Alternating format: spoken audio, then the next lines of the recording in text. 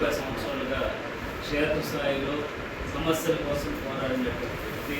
అలాగే క్షేత్రస్థాయిలో మీ సమస్యలన్నిటి గురించి కూడా పూర్తి స్థాయిలో తెలుసుకున్న వ్యక్తి. ఎందుకంటే సమస్యలు తెలుసుకున్నటువంటి వ్యక్తే ఈరోజు సమస్యల కోసం పోరాడు. ఆకలి తెలిసినటువంటి వ్యక్తే ఆకలి వీలు తెలుసు.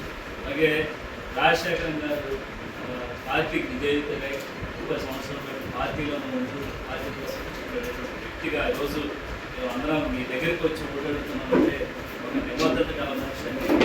ఈరోజు ఓటేస్తే మళ్ళీ ఆయన రాజశేఖరం గారు మాకు కలుస్తారో కలవరో మా సమస్యలన్నీ ఆయన దగ్గరికి వెళ్తాయి ఎవరో మీరందరూ కూడా భయపడాల్సిన అవసరం లేదు. మీకు ఎప్పుడు కూడా అందుబాటులో ఉంటాం మేము. మీ సమస్యలు ఎప్పుడైనా నేరుగా మాకు తెలియజేయండి.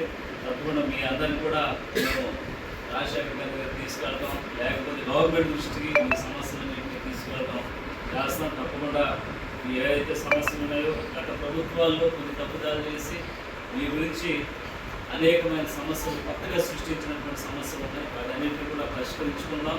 రోజు మీరే కాదు, మా గ్రామంలో ఒక టీచర్ గారు ఉన్నారు.